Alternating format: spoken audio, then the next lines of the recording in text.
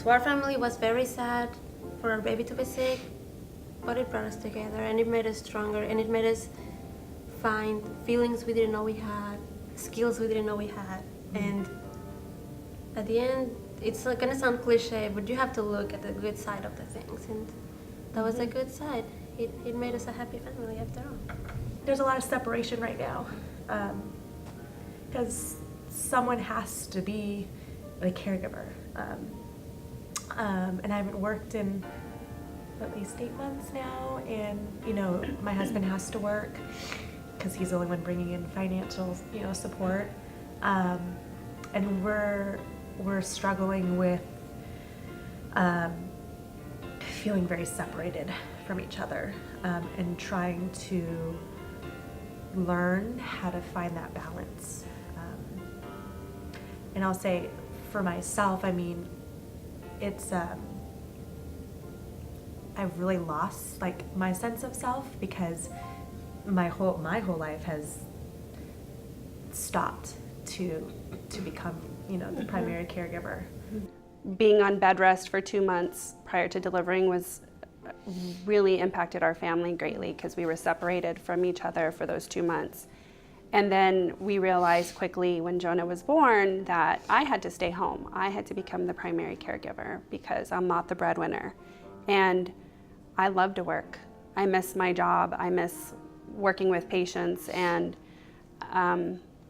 but I also love my job at home, being his mom and his nurse and his doctor and his therapist of all types. But I miss that connection that I have with my husband. We actually have a great connection when it comes to the boys and to our sons, but the connection that we have with each other has changed significantly. So we're learning how to remanage our household, and it just takes some practice and some extra help. What we've tried hard to do, and we're figuring out how to do it every day, is just to let life continue around that baby, and to continue to care for him in the way that he needs, but to not just stall. Because the whole point of PD or dialysis at all is that they can sustain a life of quality, and that's going to mean something different for Barrett than it will mean for our other son Hudson, but it's doable. And so we just want him to know a childhood that is a normal childhood. It's taught me a lot. I think that it's changed me a lot as a mom. It's changed me a lot as a person. It made me open up my eyes and see what life is really about. It is hard to know that this situation has impacted the other kids in a hard way too.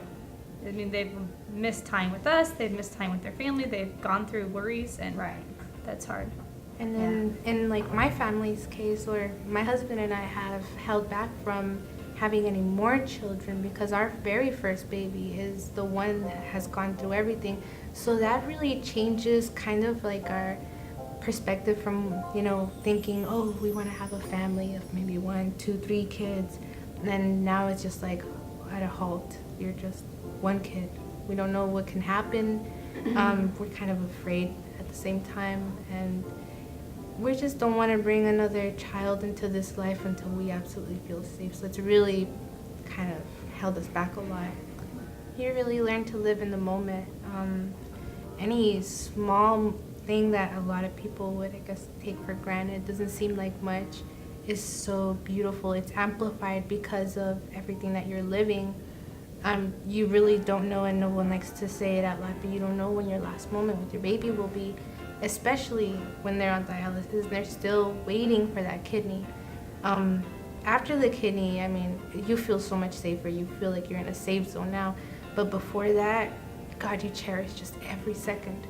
For my daughter, I think it's impacted her a lot. It's made her, it's made her realize things in life, but also it's kind of scared her because she's been there through times, and I think she understands because she's older, because she's fixing to be 13, so she knows what could happen. So it's kind of scared her a little bit. So she doesn't like hospitals, and she doesn't like to visit when we have to go places, but because she's seen some things that haven't been pleasant. So I lived in a big family, so we had to stop people from coming around, just to prevent illnesses, from him getting infections and stuff like that. So we had to cut back. We really just quarantined our whole house and didn't really let anybody in, just to keep him safe. When our son was born, we had a 4-year-old daughter and a 2-year-old daughter, so he was our third child. And it was hard because we had to spend so much time in the hospital with Major. He spent the first 122 days of his life in the hospital. And our girls, we couldn't be in 2 places at once, and so we really relied on family and friends to help either be at the hospital with him or be with the girls. I do think it was hard on the girls, but I think that they've learned how to be resilient and realize that their needs are going to be met, that they are loved by so many people. And that's one thing I did notice at the very beginning, having an infant who was so sick and on dialysis, his siblings, they learn to adjust, and they do better than I think we do as adults. From a marriage standpoint, I really do think this was hard on our marriage at the beginning, having a child with a chronic illness, and other chronic illnesses I've heard can be rough on a marriage also, but it also in the long run I think has made us stronger, where we've been able to pull through the tough times and come out stronger on the other side. There's a lot of added stress, for a marriage to work. It's a lot of work in itself, and then you add a critically ill child to it. There's just a lot more stress to add to that factor, and so it's a lot more work than what it was before. Every day is going to be different, every week, every month. Things change on a day-to-day basis, so you never really find a perfect groove that's going to last forever, but it definitely takes some time to figure out what you think normal is supposed to be. The first year, I think it was weird because we were spending all of our holidays and stuff at the hospital, but all of our elder kids know everybody here. They know they have doctor birthday parties where they play with all the extra doctor stuff. All of our teddy bears have G-tubes. And they don't know anything different. And so I think caring for sick kids is something that came really naturally to our older kids, and they really enjoyed it. The roles and responsibilities in the house really, really, really change. Having a kid with kidney issues is such a time commitment. And psychologically, you kind of have to switch off the career mode, and you really go into, a more paternal or maternal lifestyle, which is drastically different than where you came from. For us, we have an older child. He doesn't know any different. So in a weird kind of way, it really doesn't affect him at all because he doesn't know a different way. He doesn't know that having a younger sibling in theory is supposed to be different than the way it is for us. He knows not to yank on Barrett's pieces. That's what we call all of his tubes. We call them pieces, and you don't yank on them. Other than that, he doesn't know that there's a different way. He doesn't know that babies aren't supposed to get meds all the time. He doesn't know that babies don't live with the doctors for 2 and 3 months right after they're born. So he's always been very calm about it, I guess is the right way to put it. Because again, we have our older child, and then we have our dialysis baby, so he hasn't had a different experience. But he is very, very protective. Over time, though, with different readmits, I'm the one who stays home with Patrick while Christina's here during the hospital.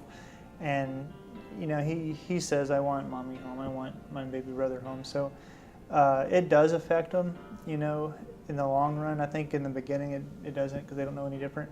But at the time where you do have long admits, that's where I've seen the most impact on Patrick. Prioritizing that relationship with your wife is worth leaving him for hours at the hospital with the nurses, or is worth doing something that, because you can't be all things at all the time.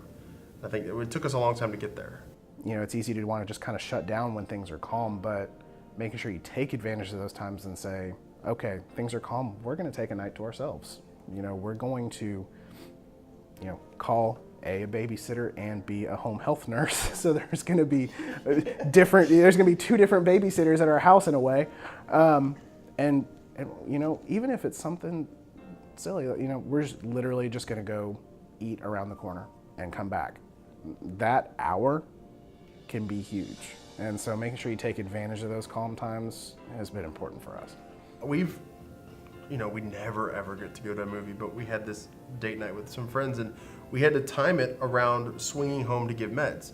It didn't ruin the date night. Like, we went to dinner and then we swung home and gave meds and then left again, and that's just, but that, so I think what I'm trying to say in that is you might have to change the way you do something, but it doesn't ruin it. Like, we still have family vacations. They aren't on a boat.